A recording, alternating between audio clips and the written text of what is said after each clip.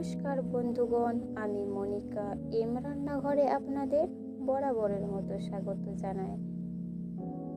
আজকে আমি দেখাবো কিভাবে সুজি রান্না করলে তার স্বাদ দ্বিগুণ বেড়ে যায় ও মজাদার হয়ে ওঠে। ছোট বাচ্চা থেকে বড় বৃদ্ধ সবার মনোযোগ আকর্ষণ করে নেবে। চলুন দেরি না করে ভিডিওটি শুরু করা যাক। চুলায় কড়াই বসিয়ে নেব, গরম হবার জন্য অপেক্ষা করব। কড়াইয়ে আমি আগে থেকে অল্প পরিমাণে ঘি মাখিয়ে নিয়েছি। আমরা এখানে বেশি তেল বা ঘি ব্যবহার করব না। কড়াই গরম হয়ে গেছে, এর মধ্যে সুজি দিয়ে দেব। আমি 2 কাপ সুজি দিচ্ছি, চাইলে আপনারা পরিমাণটা বাড়াতেও পারেন।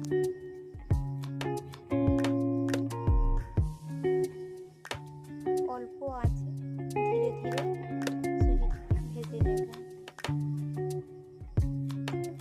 সুজিটাকে কিন্তু আমরা লালচে করব না, সাদা সাদা ভাবেই ভেজে নেব, তাতে কালারটা সুন্দর আসবে। বেশ সময় ধরে ভেজে নিতে হবে। অন্যদিকে গরম জলে গুঁড়ো দুধ গুলিয়ে নেব।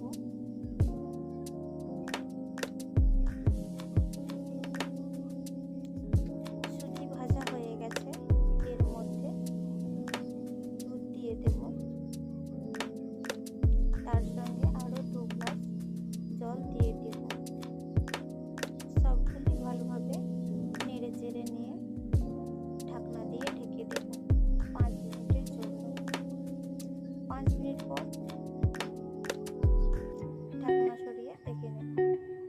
সুজি ভালো মতন সেদ্ধ হয়ে গেছে, ফুলে উঠেছে। এর মধ্যে স্বাদ মতো চিনি দিয়ে দেব।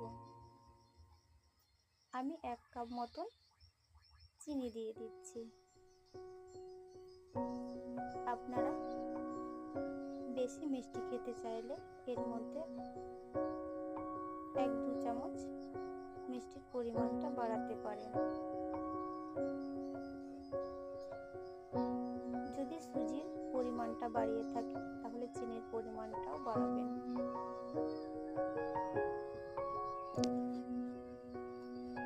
এবার ঢাকনা দিয়ে ঢেকে দেব।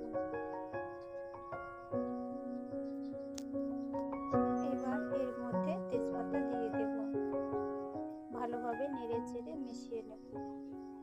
এবার উপর থেকে কাজু কিশমিশ দিয়ে দেব। ভালোভাবে নেড়ে চেড়ে নেব। কিছুক্ষণের জন্য ঢাকনা দিয়ে ঢেকে দেব।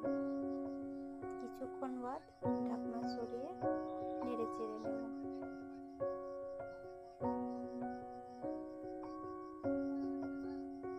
এবার এটিকে চুলা থেকে নামিয়ে ঢাকনা দিয়ে ঢেকে খানিকক্ষণ রেখে দেব। কিছুক্ষণ বাদ এটিকে পরিবেশনের জন্য নামিয়ে নেব। সুজির হালুয়া অথবা দুধ সুজি আমাদের তৈরি হয়ে গেছে। দারুণ মজার ও লোভনীয়। বাড়িতে অবশ্যই ট্রাই করে দেখবেন। ভিডিওটি কেমন লাগলো কমেন্ট করে জানাবেন।